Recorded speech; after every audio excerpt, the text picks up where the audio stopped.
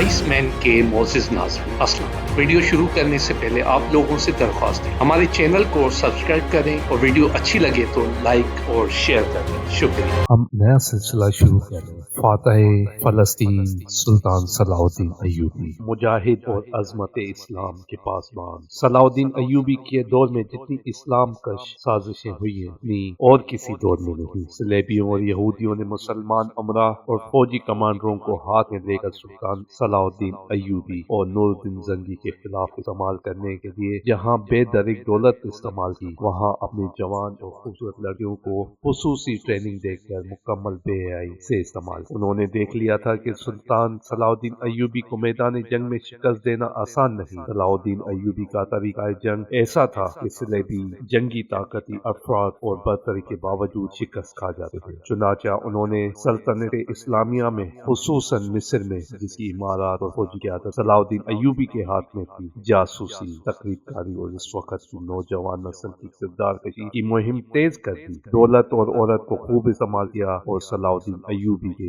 बाकी कमान और इंतजामिया में गद्दार पैदा कर लिए। ये ईमान फरोशों का गिरोह था। सुल्तान अय्यूबी को एक जंग तो मैदान में लड़नी पड़ी। ये बड़े बड़े मोहरकों का सिलसिला सलेबी जंगों के नाम से वीडियो की सीरीज में आप तक पहुंचाएंगे, मगर इस जंग की कोई तफसील हम तक नहीं पहुंची जो सलाउद्दीन अय्यूबी ने सलेबी जासूसों, जिनमें हसीन लड़कियां थी, हसन बिन सबा के पेशावर कातिल भी शामिल, के खिलाफ लड़ी। इन कातलों को फिदाई भी कहा जाता है और हशेशैन भी। उन्होंने सलाउद्दीन अय्यूबी पर 4 कातलाना हमले किए। अल्लाह का ये मुजाहिद ड्रामाई तरीके से और अपने जोरे बाजू से हर बार बच गया। इस जमीनी सलेबी जंग को इस वीडियो सीरीज के जरिए हम पेश कर रहे हैं। तारीख की ये हकीकी दास्तानें तफसीलात की तवालत की वजह से बाकायदा तारीख में ना इस वीडियो सीरीज को इन वाक़या निगारों के अलावा मोहतरम अल्तमश के कुतुब से ली गई है। मौरिखों की तहरीरों से तफसीली वाक़यात हासिल किए। इनमें लैंड फोर्ड,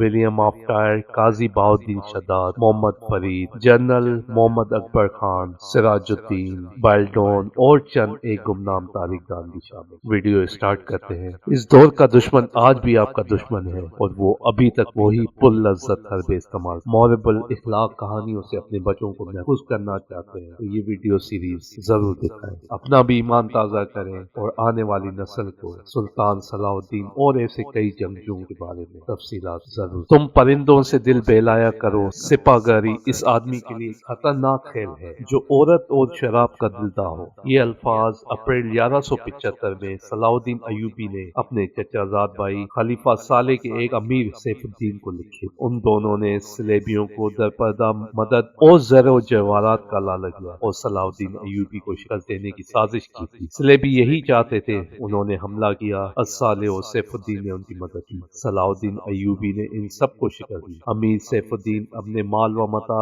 छोड़कर भागा। इसकी जाती खेमागाह से रंग बिरंगे परिंदे, हसीन और जवान रक्साएं और गाने वाले साजो साजिंदे और शराब के मटके बरामद हुए। सलाउद्दीन अय्यूबी ने परिंदों को, नाचने गाने वालियों और उनके साजिंदों को रिहा कर और अमीर सैफुद्दीन को इस मजमून का खत लिखा। तुम दोनों ने कुफार की पुष्टपनाही करके उनके हाथों मेरा नाम और निशान मिटाने की नापाक कोशिश की, मगर ये न सोचा कि तुम्हारी ये साजिश आलम इस्लाम का भी नाम मिटा सकती है। तुम अगर मुझसे हसद करते थे तो मुझे कत्ल करवाया होता। तुम मुझ पर 2 कातलाना हमले करा चुके हो, दोनों नाकाम रहे। अब एक बार और कोशिश करके देखो, हो सकता है कामयाब हो जाओ। अगर तुम मुझे यकीन दिलाओ कि मेरा सर मेरे तन से जुदा हो जाए तो इस्लाम और ज्यादा सरबुलंद होगा, तो रब्बे काबा की कसम मैं तुम्हारी तलवार से अपना सर कटवाऊंगा और तुम्हारे कदमों में रख देने की वसीयत करूंगा। मैं तुम्हें सिर्फ ये बता देना चाहता हूँ कि कोई गैर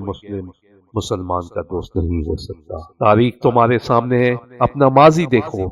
शाह फ्रैंक और रेमंड जैसे इस्लाम दुश्मन सलेबी तुम्हारे दोस्त सिर्फ इसलिए बने कि तुमने इन्हें मुसलमानों के खिलाफ मैदान में उतारने की शेह और मदद दी थी। अगर वो कामयाब हो जाते तो इनका अगला शिकार तुम होते और इसके बाद उनका ये ख्वाब भी पूरा हो जाता कि इस्लाम सफाए हस्ती से मिट जाए। तुम जंगजू कौम के फर्द हो, फने से पागारी तुम्हारा कौमी पेशा है। हर मुसलमान مسلمان اللہ کا سپاہی ہے مگر ایمان اور کردار بنیادی شرط ہے۔ تم پرندوں سے ہی دل بہلایا کرو۔ سپاہ گیری اس آدمی کے لیے ایک خطرناک کھیل ہے جو عورت اور شراب کا دلتا ہو۔ میں تم سے درخواست کرتا ہوں کہ میرے ساتھ تعاون کرو اور میرے ساتھ جہاد میں شریک ہو جاؤ۔ اگر یہ نہ کر سکو تو میری مخالفت سے باز آ جاؤ، میں تمہیں کوئی سزا نہیں دوں گا۔ اللہ تمہارے گناہ معاف کرے، آمین۔ صلاح الدین ایوبی کا یہ خط۔ ایک یورپی مورخین لین پول لکھتے ہیں صلاح الدین ایوبی کے ہاتھ میں جو مال غنیمت لگا اس کا کوئی حساب نہیں تھا۔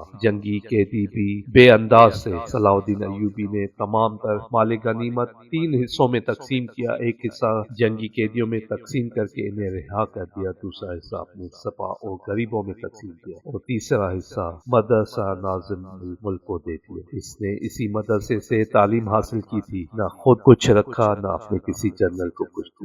اس کا نتیجہ یہ ہوا کہ جنگی قیدی جن میں بہت سے مسلمان تھے اور باقی غیر مسلم رہا ہو کر صلاح الدین ایوبی کے کیمپ میں جمع ہو گئے اور اس کی اطاعت قبول کر کے اپنی خدمات اس کی فوج کے لیے پیش کر دی۔ ایوبی کے کشادہ ظرفی اور عظمت دور دور تک مشہور ہو گئی۔ اس سے پہلے حسن بن صبا کے پرسرار فرقے قزائی جنین یورپی مورخوں نے قاتلوں کا گروہ لکھا ہے۔ صلاح الدین ایوبی پر 2 بار قاتلانہ حملے کر چکے تھے، لیکن خدا ذوالجلال کو اپنے اس عظیم مرد مجاہد سے بہت کام لینا تھا۔ دونوں بار ایک معجزہ ہوا کہ اسلام کا یہ محافظ بال بال بچ گیا۔ اس پر تیسرا قاتلانہ حملہ اس وقت ہوا جب وہ اپنے مسلمان بھائیوں اور صلیبیوں کی سازش کی چٹان کو شمشیر سے ریزہ ریزہ کر چکا تھا۔ امیر سیف الدین میدان سے بھاگ گیا تھا مگر وہ صلاح الدین ایوبی کے خلاف حسد اور کینے سے باز نہ آیا۔ اس نے حسن بن صبا کے قاتل فرقے کی مدد حاصل کر لی۔ یہ فرقہ ایک مدت سے اسلام کی آستین میں سام کی طرح پڑ رہا تھا۔ اس کی تفصیل تعارف بہت ہی طویل ہے، مختصر یہ کہ جس طرح زمین سورج سے الگ ہو کر گناہوں کا گہوارہ بن گئی ہے، اسی طرح حسن بن صبا نام کے ایک آدمی نے اسلام سے الگ ہو کر نبیوں اور پیغمبروں والی عظمت حاصل کرنے کا منصوبہ بنایا۔ وہ اپنے آپ کو مسلمان ہی کہلاتا رہا اور ایسا گروہ بنا لیا جو طلسماتی طریقوں سے لوگوں کو اپنا پیروکار بناتا تھا۔ اس مقصد کے لیے اس گروہ نے نہایت حسین لڑکیاں، نشاور جڑی بوٹیاں، ہیپناٹائزم اور چب ربائی جیسے طریقے اختیار کیے۔ بہشت بنائی جس میں جا کر پتھر بھی موم ہو جاتے تھے۔ اپنے مخالفین کو ختم کرنے کے لیے قاتلوں کا ایسا گروہ تیار کیا۔ قتل کے طریقے خفیہ اور پراسرار ہوتے تھے۔ اس فرقے کے افراد اس قدر چالاک، ذہین اور نڈر تھے کہ بیس اور زبان بدل کر بڑے بڑے جنرلوں کے باڈی گارڈ تک بن جاتے تھے، اور جب کوئی پرسرار طریقے سے قتل ہو جاتا تھا تو قاتلوں کا سراغ ہی نہیں ملتا تھا۔ کچھ عرصے بعد یہ فرقہ قاتلوں کا گروہ کے نام سے مشہور ہو گیا۔ یہ لوگ سیاسی قتل کے ماہر تھے، زہر بھی استعمال کرتے تھے جو حسین لڑکیوں کے ہاتھوں شراب میں دیا جاتا تھا۔ بہت مدت تک یہ فرقہ اسی مقصد کے لیے استعمال ہوتا رہا۔ اس کے پیروکار فدائی کہلاتے تھے۔ صلاح الدین ایوبی کو نہ حسین لڑکیوں سے دھوکہ دیا جا سکتا تھا نہ شراب۔ وہ ان دونوں سے نفرت کرتا تھا۔ اسے قتل کرنے کا ایک طریقہ تھا کہ اس پر قاتلانہ حملہ کیا جائے۔ اس کے محافظوں کی موجودگی میں اس پر حملہ نہیں کیا جا سکا تھا۔ 2 حملے ناکام ہو چکے تھے۔ اب جبکہ صلاح الدین ایوبی کو یہ توقع تھی کہ اس کا چچا زاد بھائی الصالح اور امیر سیف الدین شکست کھا کر توبہ کر چکے ہوں گے، انہوں نے انتقام کی ایک اور زیر زمین کوشش کی۔ صلاح الدین ایوبی نے اس فتح کو جشن منانے کی بجائے حملے جاری رکھے اور 3 قصبوں کو قبضے میں لے لیا۔ ان میں غزہ کا مشہور قصبہ بھی تھا۔ اس قصبے کے گردنواں میں ایک روز صلاح الدین ایوبی خیمے میں دوپہر کے وقت گنوتی کے عالم میں سستا رہا تھا۔ اس نے اپنی وہ پگڑی نہیں اتاری تھی جو میدان جنگ میں اس کے سر کو صحرا کے سورج اور دشمن کی تلوار سے محفوظ رہتی تھی۔ خیمے کے باہر اس کے محافظوں کا دستہ موجود اور چوکس تھا۔ باڈی گارڈ کے اس دستے کا کمانڈر ذرا سی دیر کے لیے وہاں سے چلا گیا۔ ایک محافظ نے صلاح الدین ایوبی کے خیمے کے گرے ہوئے پردوں میں سے جھانکا۔ اسلام کی عصمت کے پاسبان کی آنکھیں بند تھی، وہ پیٹھ کے بل لیٹا ہوا تھا۔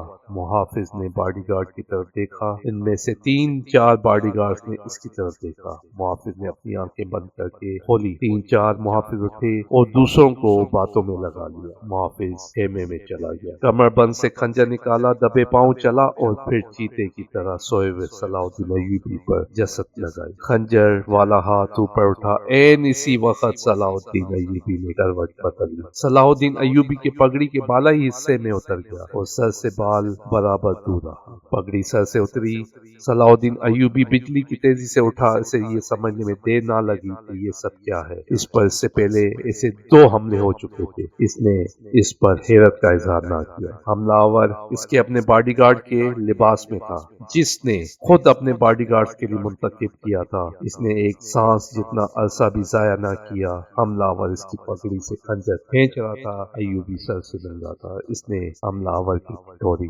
پر پوری طاقت سے گھونسا مارا، ہڈی ٹوٹنے کی آواز سنائی دی۔ حملہ آور کا جبڑا ٹوٹ گیا، وہ پیچھے کو گرا اور اس کے منہ سے ہیبت ناک آواز نکلی۔ اس کا خنجر صلاح الدین ایوبی کی پگڑی میں رہ گیا تھا۔ ایوبی نے اپنا خنجر نکالا، اتنے میں 2 محافظ دوڑتے ہوئے اندر آئے، ان کے ہاتھوں میں تلواریں تھیں۔ صلاح الدین ایوبی نے انہیں کہا کہ اسے زندہ پکڑ لو، مگر یہ دونوں محافظ صلاح الدین ایوبی پر ٹوٹ پڑے۔ صلاح الدین ایوبی نے ایک خنجر سے 2 تلواروں کا مقابلہ کیا۔ یہ مقابلہ 1-2 منٹ کا تھا، کیونکہ تمام باڈی گارڈز اندر آ گئے۔ صلاح الدین ایوبی یہ دیکھ کر حیران رہ گیا کہ اس کے باڈی گارڈ 2 حصوں میں تقسیم ہو کر ایک دوسرے کو لہو لہان کر رہے تھے۔ اسے چونکہ معلوم نہیں تھا کہ ان میں سے اس کا دشمن کون اور دوست کون، وہ اس معرکے میں شریک نہ ہو سکا۔ کچھ دیر بعد جب باڈی گارڈز میں سے چند ایک مارے گئے، کچھ بھاگ گئے اور بعض زخمی ہو کر بے حال ہو گئے، تو انکشاف ہوا کہ اس دستے میں جو صلاح الدین ایوبی کے حفاظت میں معمور تھا، 7 محافظ فدائی تھے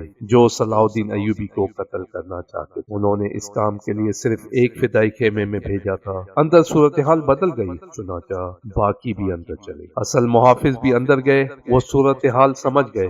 اس نے اپنے پہلے حملہ آور کی شیرت پر تلوار کی نوک رکھ کے پوچھا کہ وہ کون ہے اور اسے کس نے بھیجا۔ سچ بولنے کے بدلے صلاح الدین ایوبی نے اسے جان بخشی کا وعدہ دیا۔ اس نے بتا دیا کہ وہ فدائی ہے اور اسے کمشتگین، جسے بعض مورخوں نے کمشتگین لکھا ہے، اس کام کے لیے بھیجا تھا۔ کمشتگین الصالح کے ایک قلعے کا گورنر تھا۔ اصل کہانی سننے سے پہلے یہ ضروری معلوم ہوتا ہے کہ ان واقعات سے پہلے کے دور کو دیکھا جائے۔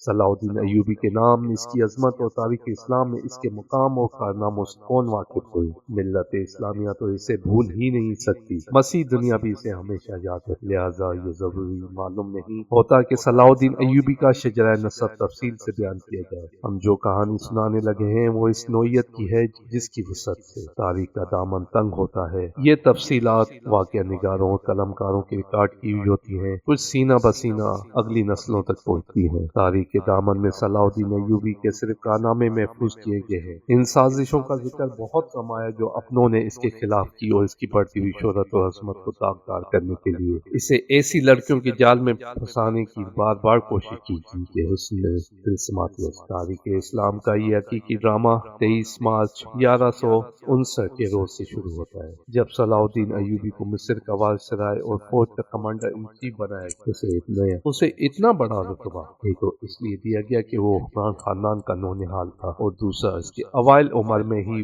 وہ فن و حرف و ضرب کا ماہر ہو گیا۔ سپاہگیری ورثے میں پائی تھی، اس کے ذہن میں حکمرانی کے معنی بادشاہی نہیں، اسلام کی پاسبانی اور قوم کی عظمت اور فلاح و بہبود تھی۔ اس کا جب شعور بیدار ہوا تو پہلی خواہش یہ محسوس کی کہ مسلمان حکمران نہ صرف یہ کہ اتحاد نہیں بلکہ وہ ایک دوسرے کی مدد سے بھی گریزاں کرے۔ وہ عیاش ہو گئے تھے، شراب اور عورت نے جہاں ان کی زندگی رنگین بنا رکھی تھی، وہاں عالم اسلام اور خدا کے اس عظیم مذہب کا مستقبل تاریخ ہو گیا تھا۔ ان امیروں اور ان کے وزیروں و مشیروں کے حرم غیر مسلم لڑکیوں سے بھرے ہوئے تھے۔ زیادہ تر لڑکیاں یہودی اور عیسائی تھیں، جنہیں خصوصی تربیت دے کر ان حرموں میں داخل کیا۔ غیر معمولی حسن اور اداکاری میں کمال رکھنے والی یہ لڑکیاں مسلمان حکمرانوں اور سربراہوں کے کرداروں اور قومی جذبے کو دھیمک رکھا ہے۔ اس کا نتیجہ یہ تھا اس لیے بھی جن میں فرنگی خاص طور پر قابل ذکر ہے، مسلمانوں کی سلطنتوں کے ٹکڑے ہڑپ کرتے چلے جا رہے، اور بعض مسلم حکمران شاہ فرینک کو سالانہ ٹیکس یا جزیہ ادا کر رہے تھے۔ جس کی حیثیت گنڈا ٹیکس کی۔ سلیبی اپنی جنگ قوت کے رعب سے اور چھوٹے موٹے حملوں سے حکمرانوں کو ڈراتے رہے، کچھ علاقے پر قبضہ کر لیتے، تاوان اور ٹیکس وصول کرتے۔ ان کا مقصد یہ تھا کہ آہستہ آہستہ دنیا اسلام کو ہڑپ کر لیا جائے۔ مسلمان حکمرانوں اپنی رعایا کا خون چوس کر ٹیکس دیتے رہتے تھے۔ ان کا مقصد یہ تھا کہ انہیں عیش و عشرت میں پریشان نہ کیا۔ حالات اگر دیکھیں تو کیا اس وقت پاکستان کے حالات یا مسلم دنیا کے حالات ایسے نہیں؟ عربوں کو دیکھ لیں، اس وقت فلسطین کی کیا حالت ہے، آپ کو اس چیز کا اندازہ ہے۔